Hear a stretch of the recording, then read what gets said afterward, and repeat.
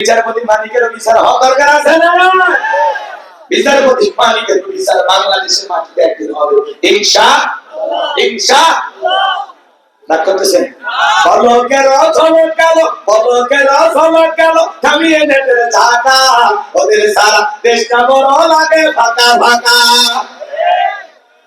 কোথায় গেল সংসদে মমতাজের গান, কোথায় গেল হযরত বলা স্বামী ওসমান?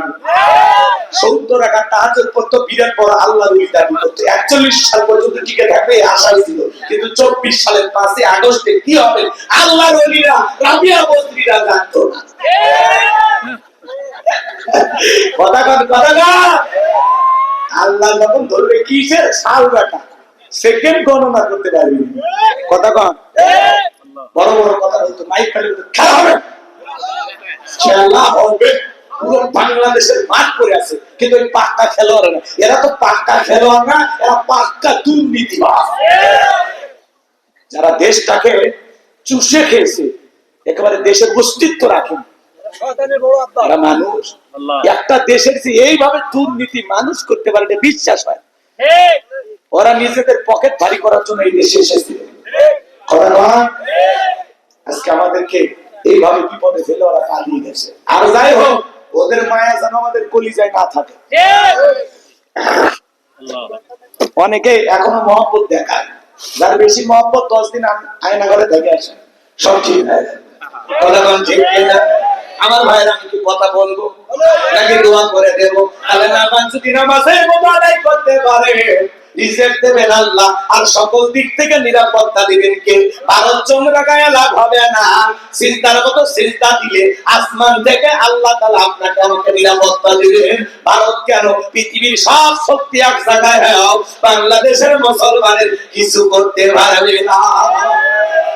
এই বিশ্বাস আমাদের থাকা লাগবে। এর নামই তাকওয়া, এর নামই ঈমান, এর নামই আল্লাহর ভয়। আল্লাহর ভয় যদি দিলে থাকে, আল্লাহকে যদি বিশ্বাস করেন, আল্লাহর উপর যদি তাওয়াক্কুল করে থাকেন, তাহলে মনে রাখবেন সকল দিক থেকে আল্লাহ আমাদেরকে নিরাপত্তা দেবেন ইনশাআল্লাহ। আল্লাহ রাব্বুল আলামিন বলেন, ফাসাল্লি লিরাব্বিকা ওয়ানহার। এক নাম্বার হলো রবের উদ্দেশ্যে সালাত আদায় করা। নামাজ হবে একমাত্র কার জন্য? লোক দেখানো তো নামাজ পড়লে হবে না। ফাওয়াইলুল লিল মুসাল্লিন আল্লাযীনা হুম আন সালাতিহিম সাহুন। হতভাগা সেই সমস্ত নামাজি, দুর্ভাগা সেই সমস্ত নামাজি যারা লোক দেখানোর জন্য সালাত আদায় করে। লোক দেখানোর নামাজি কারা বলবো? না থাক, লোক দেখানোর নামাজি নাই। হঠাৎ করে এক জায়গায় মানুষ মরে গেছে, ঘোষণা হচ্ছে মারা গেছে। তখন বলতেছে, বউ পাঞ্জাবিটা ধুয়ে দি, মানুষ মারা গেছে, জানাজা ফজর কিন্তু পড়েনি। জানাজা পূর্বের যায় দেখে আগে জোহরের 4 রাকাত হুজুর নিয়ত পাচ্ছে, জোহরের 4 রাকাত ফরজ নাই। তখন চিন্তা করলো, যেহেতু জানাজা পূর্বেরই আসছি, তাহলে জোহরের 4 রাকাত পড়ি, আল্লাহু আকবার। ও কিন্তু জোহর পড়তে যায়নি, ও গেছে জানাজা পড়তে। এই কথা কয় না গো, এটা হলো লোক দেখানো নামাজ। এটা কি? নতুন বিয়ে বাড়িতে বেড়াতে গেছে, গল্প করতে করতে হঠাৎ করে আজান হয়েছে। তখন বলছে, বিয়ে আমি ট্রিপল হাজি 3 বার হজ করছি।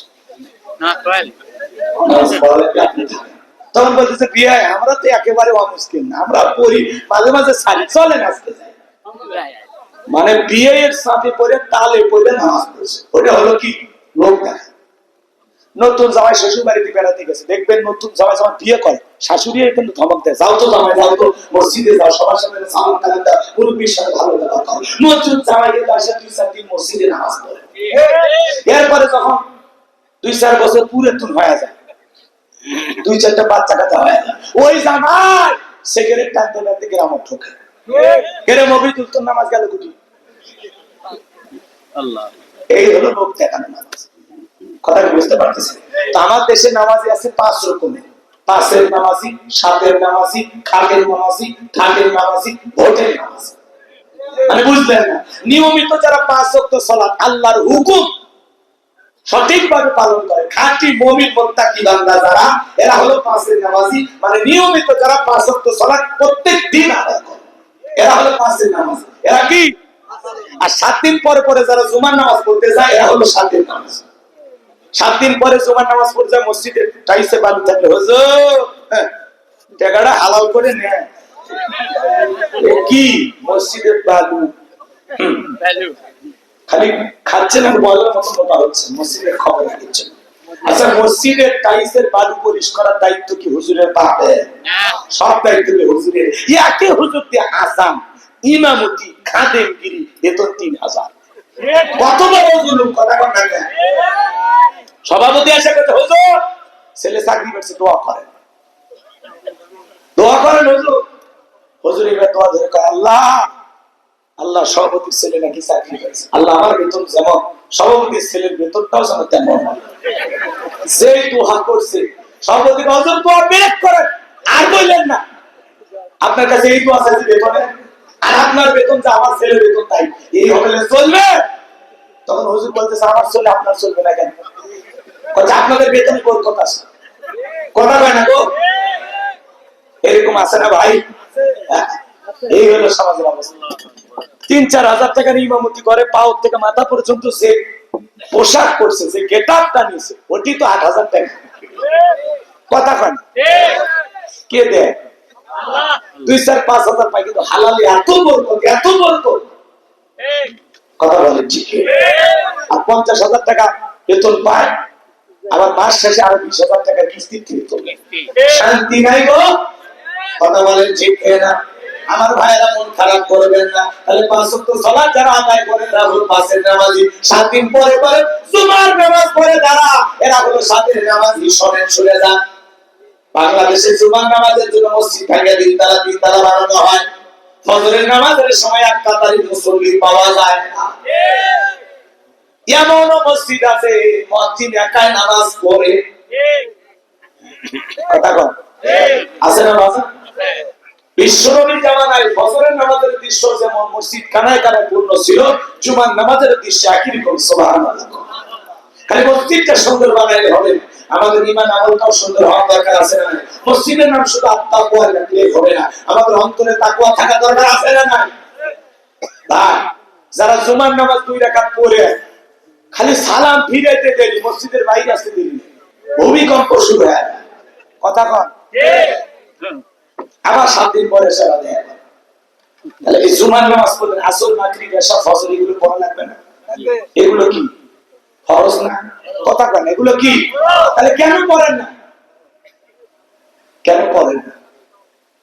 এইজন্য অনুরোধের ভাষায় পায়ে হাত দিয়ে আজকের আলোচনা শোনেন। ফাসল্লি লিরাব্বিকা, রবের উদ্দেশ্যে সালাত, 5 ওয়াক্ত সালাত, আল্লাহকে রাজি খুশি করার জন্য। কারা কারা করবেন হাত তুলে দেন। করবেন তো ইনশাআল্লাহ? করবেন তো ইনশাআল্লাহ? আল্লাহ সবাইকে 5 ওয়াক্ত নামাজি বানায়। একটু জোরে পড়ুন আমিন। আরেকটু জোরে পড়ুন আমিন। আমার ভাইয়েরা, মানুষ মারা গেলে জানাজার নামাজ পড়ে যারা, হলো খালের নামাজ। আর 2 ঈদের নামাজ পড়ে পাঞ্জাবি একটা পয়রা শেরওয়ানি পরে, হুজুর কেমন লাগতেছে? বা হেভি লাগতেছে। হুজুর আসেন কোলাকুলি করি। ঈদের নামাজ পড়ে মাঠের ইমামের সাথে কোলাকুলি করে। হুজুর কানে কানে বলে ভাই রোজা কয়টা? বলে হুজুর ব্যবসায়িক চাপে একটা রোজাও রাখিনি, তারাবিও পড়ি, কিন্তু ইফতার খাওয়া মিস করি। এই হলো আমাদের ইবাদত। আর যখন নির্বাচনের সময় আসে নেতা ভাষণ দিতে, ভাইরা আমার, আগামীতে যদি আমাদের নির্বাচিত করতে পারেন, বাঙ্গি মার্কায় যদি ভোট দিতে পারেন, এই বাঙ্গির বিচ্ছি ঘরে ঘরে পৌঁছে যাবে। আপনাদেরকে কাজ দেব, মৃত্যু দেব, আর উন্নয়নের নামে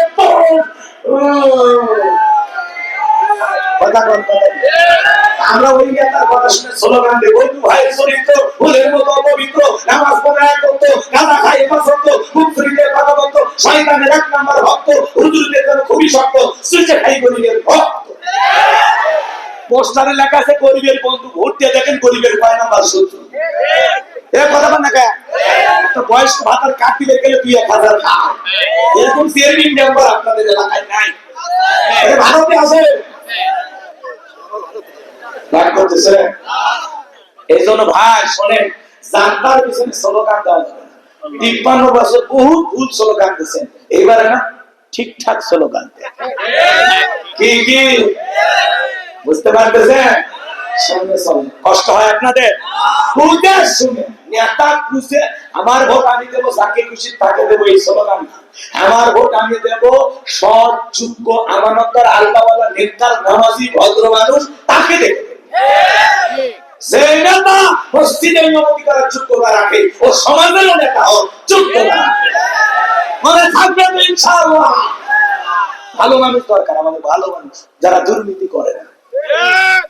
কি কথা ক্লিয়ার? চলেন বাজার সামনের দিকে যায়। বড় আফসোস লাগে, ওই যে শিক্ষা আইনুদ্দিন আজাদ একটা গান গাইছিল, শুনছেন আপনারা? আমি কি এক মিনিট বলবো? গান করবেন না তো? গরম ভাতে দিলে বাজার, উচিত কথায় ভালোই বাজার, কইতে গেলে কি তিরাজার মনে লাগে ভয়, আমরা গরিব হামা গরম দেখার মানুষ কেউ না। আরে ক্ষমতাতে যেতে পারলে জীবনে একবার, গাড়ি বাড়ি হতে রে ভাই দেরি হয় না তার। নির্বাচনের আগে সাইকেল কেনার টাকা নেই, আর নির্বাচনের পরে খালি বগুড়ার বাড়ি না, ঢাকা তো বলে বাড়ি করছে, টাকাকে জিবিরাই দিছে। এত নামাজ পড়ি, জিকির করি, দেয় না গো, কথা বলে।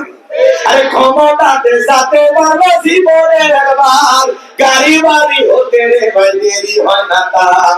তাই তো মন চাই সব বেজিয়া ভোটে দে দাঁড়াই, আমরা গরিব হামা গরম দেখার মানুষ কেউ না।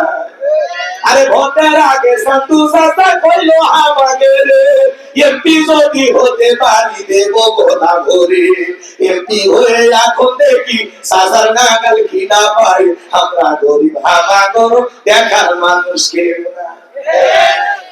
আরে একদিন দেখি সাধু চাচার সোনা ছেলেরা চান্দার জন্য বাপের মাথায় বসাই দিচ্ছে সোরা। এই বাজান বাবা লম্বানি করবো না, তাহলে ভোটের সময় যারা টুপি পরে হাজির হয়, কথা কয় না, পাঞ্জাবি পরে হাজির হয়, মুখে খোসা খোসা দাড়ি দেওয়া হাজির হয়, কি সুন্দর ব্যবহার, কি সুন্দর চেহারা, দেখে মায়া লাগে। আমরা বলতে চাই নির্বাচনের আগে নেতা এসে যে কায়দা এলাকায় ঘোরাঘুরি করে, নির্বাচনের ভোট পাওয়ার পরে ওই কায়দায় এসে যদি ঘোরাঘুরি করত, ওই নেতাকে পরাজিত করার মতো শক্তি দুনিয়াতে কেউ ছিল না। কিন্তু নির্বাচনের মার্কা থাকে যে কয়দিন, আনা গোনা সে কয়দিন, অলি কলি এখানে সেখানে নেতা। রাস্তার ভিক্ষুক মহিলার হাতে 500 টাকা দিয়ে বলে, আপনি আপনি ভিক্ষুক না তো, আপনি আমার মা। আজ থেকে 52 বছর আগে আমি আমার মাকে হারিয়েছি, আপনার চেহারার মাঝে আমি আমার মাকে খুঁজে পাই। কি অভিনয় ভাই রে, ও তো নেত্রী না, অভিনেত্রী। কথাকার এজন্য নেতাদের অভিনয় গুলো বোঝালে না, চালাক। আর কত বলবো, আর বলা যায়, আরো বলা যায় না, অল্পই ভালো, বেশি বললে ঘোলা হয়। রাগ করতেছে? তাহলে ভোটেরও নামাজি আছে। নির্বাচনের আগে নেতা বাপ রে বাপ যারে ডাকে তাকে আসসালামু আলাইকুম, আসসালামু আলাইকুম, আসসালামু আলাইকুম সালাম দিতে দিতে খেজুর গাছ পর্যন্ত সালাম দিছে। কর্মীরা কয় নেতা এই তো মানুষটা গাছ, আমি মনে করছি এটাও ভোটা। কথা কান ঠিক কি না? এই হলো মানে হুঁশ থাকে না তো। আজান হয়ে যায়, সমাবেশে বক্তব্য দিতে দিতে আল্লাহু আকবার, আল্লাহু আকবার, নেতা তখন বলতেছে আজান হয়েছে, মুসলিম, আমি নেতা নই, আমি মুসলিম, আপনারা থাকেন আমাকে নামাজ পড়তে। আর যারা আমাকে ভালোবাসেন, আমার ভোটার আছেন, চলেন আমরা নামাজ পড়ি। কর্মীরা বলেন নেতা হজরত এই গোপন তত্ত্ব কেন বলছি? সেই দিন খালি সমাবেশের কারণে বাধ্য হয়ে জোহর আসর পড়ে, কথা কন, নামাজ পড়ে। ভোটের জন্য নামাজ পড়ছে, মানুষের ইমোশন নিয়ে খেলে, মানুষের আবেগ নিয়ে খেলে। মানুষ মনে করি দেখছু সমাবেশে বক্তব্য দিতে দিতে আজান হচ্ছে, নেতা আজানের সময় মাইক বক্তব্য বন্ধ করে কি সুন্দর নামাজ পড়লো, এই সাক্ষাৎ জিবরাইল ভাই। এটা যে অভিনয় সেটা তো আর বোঝেন। বহুত ধোকা দিচ্ছে, বহুত না, সালা ঘর জানে ধাক্কা গুলো মারতেছে। আপনারা কি যাচ্ছেন? যাচ্ছেন আপনি তাহলে নামাজ হবে কার জন্য? আল্লাহর জন্য, আল্লাহ তাআলাকে রাজি খুশি করার জন্য 5 ওয়াক্ত সালাত আদায় করব ইনশাআল্লাহ। তাহলে ফাসল্লি লিরাব্বিকা ওয়ানহার, এক নাম্বার রবের উদ্দেশ্যে সালাত আদায় করা, আর 2